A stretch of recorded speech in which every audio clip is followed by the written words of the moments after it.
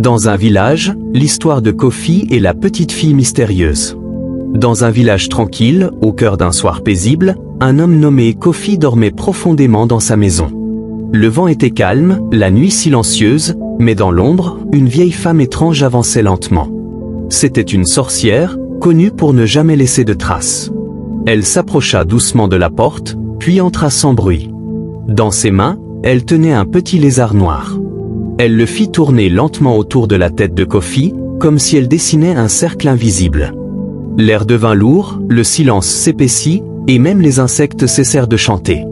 Le lézard tourna encore et encore, jusqu'à ce qu'il glisse d'un coup et entre dans l'esprit de Kofi.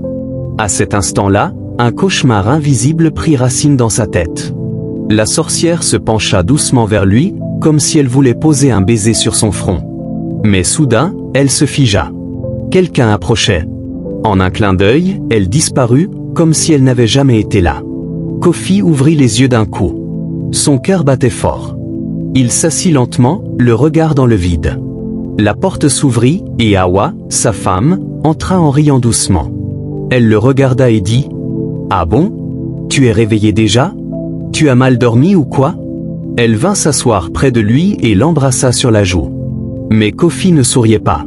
Il fixait le sol. « Hawa, il y a quelque chose qui tourne dans ma tête. Je ne comprends rien. C'est comme si je n'étais plus moi. » Hawa le regarda, un peu confuse. « Mais qu'est-ce que tu racontes là? Tu allais bien tout à l'heure. »« Je sais, » répondit Kofi. « Justement, avant de fermer les yeux, je me sentais bien. Mais maintenant, j'ai mal à la tête, je me sens perdu, c'est comme si quelque chose tournait dans mon esprit. » Hawa l'aida à s'asseoir correctement, lui frotta le dos, mais la douleur ne passait pas. Kofi se leva, posa sa main sur le front, puis dit calmement « Ne t'inquiète pas. J'ai vu une petite fille devant le portail en rentrant. Je veux qu'on l'aide. » Hawa demanda « Quelle fille? Elle est encore là? » « Oui, » dit Kofi. Elle avait l'air triste, fatiguée. « Peut-être qu'on peut lui donner un peu d'argent. Ou alors, qu'elle reste ici, nous aider à la maison. Mais je veux que tu me promettes de ne jamais la maltraiter. » Hawa hocha la tête. « Il n'y a pas de souci, mon mari. Si elle a besoin de nous, on va l'aider. Tu peux compter sur moi. » Alors Hawa prit sa natte, attacha son pagne et sortit de la maison, direction le marché. Mais à peine avait-elle franchi la porte qu'elle aperçut la petite fille, assise juste là, à côté du portail, la tête baissée, les larmes aux yeux. Hawa s'arrêta et s'approcha lentement. « Petite, qu'est-ce que tu fais là toute seule? Pourquoi tu pleures comme ça ?» La fille leva la tête, essuya ses joues avec sa manche, puis dit d'une voix tremblante. « Je n'ai plus de famille. Mes 2 parents sont morts dans un accident. Depuis ce jour, je marche partout pour chercher de l'aide. Aujourd'hui encore, je suis allé demander un peu d'argent à quelqu'un, mais on m'a insulté, on m'a frappé. Ils ont dit que je suis une voleuse. Je n'en peux plus. » Elle baissa la tête et continua en sanglotant. « Aidez-moi, je vous en supplie. Même si c'est juste pour ce soir. » Elle tomba à genoux, les mains jointes, suppliant avec tout ce qui lui restait de force. « Chaque fois que je demande de l'aide, on me rejette. Depuis que mes parents sont partis, la vie me fait mal.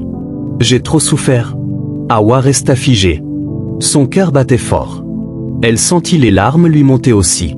Elle fouilla dans sa poche, sortit quelques billets et les tendit doucement. « Tiens, ce n'est pas grand-chose, mais prends ça. Essaie de trouver à manger avec, d'accord ?» La petite fille prit l'argent en tremblant. « Merci madame. Que Dieu vous bénisse. Que vos enfants vous honorent. » Hawa murmura une prière. « Que le ciel te relève, ma fille. Un jour, tu sortiras de cette souffrance. » Puis elle se redressa, fit quelques pas, le cœur lourd. En se retournant, elle vit la petite fille qui regardait l'argent dans sa main avec un faible sourire. Mais soudain, l'argent disparut. La fille murmura « Ça a marché !» Quelques instants plus tard, Hawa entra dans la maison. Kofi l'attendait. « Moi-même, dit-elle, j'ai vu la petite. Et je te jure, elle souffre vraiment. Tu as eu raison. Elle va venir rester ici avec nous. » Kofi la regarda avec douceur. Il ne dit rien, mais il s'approcha d'elle, l'embrassa tendrement. Un long silence passa entre eux. Puis Hawa dit doucement. Kofi regarda tendrement sa femme et dit d'un ton calme. « Hawa, amène-la dans la maison. Si elle accepte de rester, qu'elle vienne. Hawa répondit sans attendre. D'accord, je vais la chercher. Elle sortit aussitôt. Une fois dehors, elle balaya les environs du regard. Le soleil commençait à baisser, l'air était frais. Un peu plus loin, près d'un manguier, elle aperçut la petite fille, assise seule. Elle s'approcha d'un pas lent, sans brusquerie. « Ma fille, est-ce que tu peux travailler avec nous ici, à la maison? Tu peux faire les petits travaux ?» demanda-t-elle d'un ton doux. La jeune fille la regarda droit dans les yeux, sans trembler. « Oui, je peux. Ce n'est pas compliqué. Je suis habituée à faire ce genre de choses. » Hawa hocha la tête, lui fit un petit sourire, puis lui tendit la main. « Alors viens. À partir d'aujourd'hui, tu vas rester avec nous. » La jeune fille entra avec elle dans la maison. Ses yeux brillèrent d'étonnement. Elle regardait chaque objet comme si elle découvrait un autre monde. Les murs, les rideaux, les meubles, elle observait tout. Hawa, joyeuse, appela son mari. « Kofi, tu es où? Viens voir notre invité. » Kofi sortit de la chambre.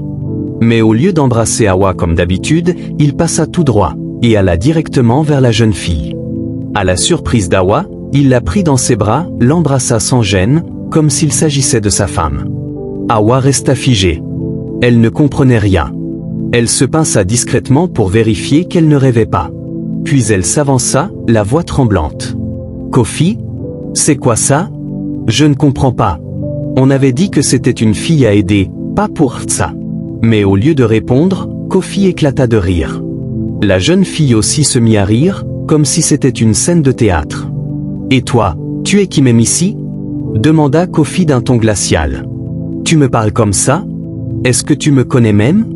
Tu es malade ou quoi? » Hawa sentit son cœur se déchirer. Les larmes lui montèrent aux yeux. Elle regarda la jeune fille. « Donc c'était ça ton plan depuis le début?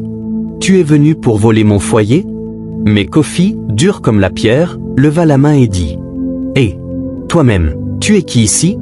Tu n'as rien à faire ici. Dégage !» Hawa, bouleversée, dit en pleurant doucement « Chérie, ne fais pas ça. S'il te plaît, oublie tout ça. On peut parler. Allons dans la chambre. » Mais Kofi ne voulait rien entendre. Il s'approcha d'elle brusquement, la saisit par le bras, et sans un mot, il la tira jusqu'au portail. Arrivé dehors, il la repoussa d'un coup et cria « Sors d'ici. Tu n'as plus ta place ici.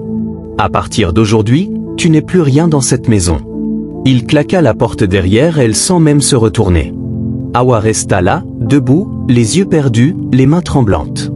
Elle regarda le portail, puis leva les yeux vers le ciel. Une larme coula lentement sur sa joue. « Comment mon mari a pu me rejeter? Qu'est-ce qui se passe ici ?» marmonna-t-elle. Elle resta silencieuse un instant. Puis une pensée traversa son esprit comme un éclair. « Non, je ne peux pas rester comme ça. Je vais voir le pasteur. Il saura quoi faire. » Pendant ce temps, dans la maison, Kofi était revenu auprès de la jeune fille. Il la regardait avec un sourire étrange. « Tu la connais, toi ?» demanda-t-il en parlant d'Hawa. La jeune fille baissa la tête et répondit tranquillement. « Non, je ne la connais même pas. » Dans la chambre, les deux riaient, se rapprochaient. Ils parlaient à voix basse, comme deux complices. Mais soudain, la jeune fille tourna la tête vers la fenêtre. Son regard changea. Elle venait d'apercevoir quelque chose dehors. C'était Hawa. Et elle n'était pas seule. Elle était accompagnée d'un homme, vêtu de blanc. C'était le pasteur du village. Il marchait droit vers la maison, déterminé. Le pasteur entra sans hésiter, comme s'il était attendu. Il ouvrit la porte de la chambre, leva le doigt et pointa la jeune fille. Sa voix résonna fort, avec une autorité spirituelle. « Toi, esprit impur, tu pensais avoir gagné? Tu es venu ici pour détruire une famille? Pour voler l'amour des gens? Tu as menti assez longtemps. » Kofi resta figé, incapable de bouger. Ses yeux étaient grands ouverts. Il ne comprenait. Le pasteur planta ses yeux sur la jeune fille comme une flèche de feu. Il leva la main bien haut et déclara d'une voix grave. « Tu t'es caché derrière ce visage innocent, tu t'es déguisé pour paraître faible, mais aujourd'hui, le Dieu vivant t'a mis à nu. Toi, esprit qui détruit les foyers, ton jeu est terminé. Au nom de Jésus de Nazareth, je t'ordonne, sors de cette maison. Sors de ce corps maintenant. » La pièce devint glaciale. La jeune fille ne bougeait plus. Elle restait là, debout, les yeux plantés sur le pasteur comme si elle était pétrifiée. Mais lui, il ne tremblait pas. Il s'avança encore, et sa voix devint plus forte, plus tranchante. « Tu crois que ton silence va m'intimider? Je ne parle pas à la fille, c'est toi l'esprit caché, que je vise. Toi qui as pris sa forme, toi qui es venu par la ruse, la séduction et le mensonge. Tu pensais rester ici? Tu es tombé. » La jeune fille leva lentement les yeux. Son regard avait changé. Il n'y avait plus de peur. Plus d'innocence. Et soudain, sa bouche s'ouvrit, mais ce n'était plus sa voix. « Cet homme est mon mari, dit-elle d'un ton grave, comme une voix d'outre-tombe. Je suis entré en lui pendant qu'il dormait. Il m'a accepté, il ne le sait pas, mais je suis en lui. Il croit rêver, mais moi je suis réel. Je suis son épouse spirituelle. Je ne partirai jamais. » Tout le monde recula. Même Kofi restait figé, les yeux vides. Mais le pasteur leva la main et cria d'un ton ferme. « Seigneur des armées, ce corps ne t'appartient pas. Par l'autorité du sang de Jésus, j'annule ton pacte. Esprit de séduction, je casse tous les liens, toutes les chaînes. Tu n'as plus de force ici. » La jeune fille poussa un cri étrange, rauque.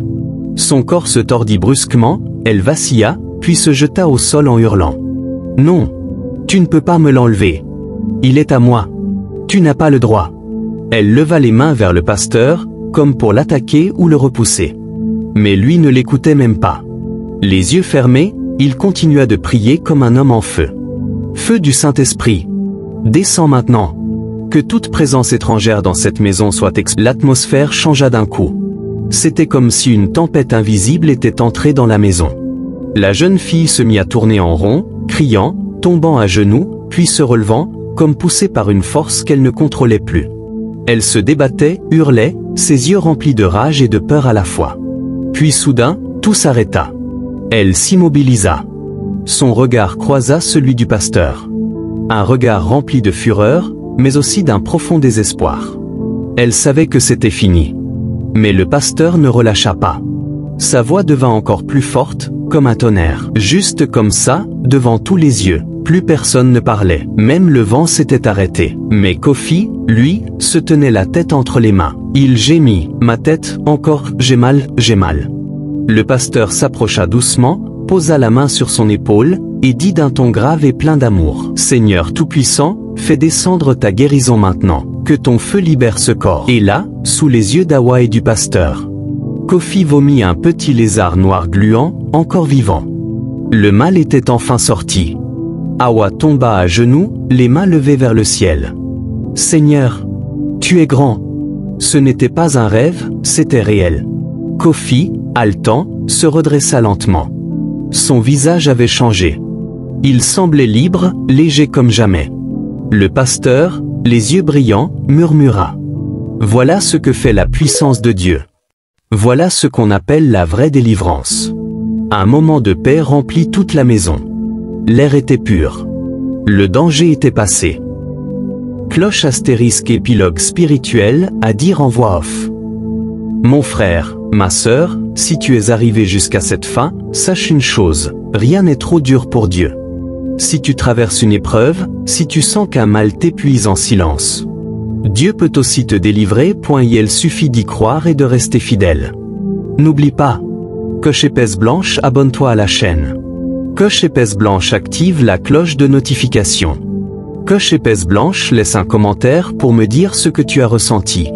Coche épaisse blanche et surtout, regarde les autres vidéos, il y a encore des témoignages puissants que tu ne dois pas rater.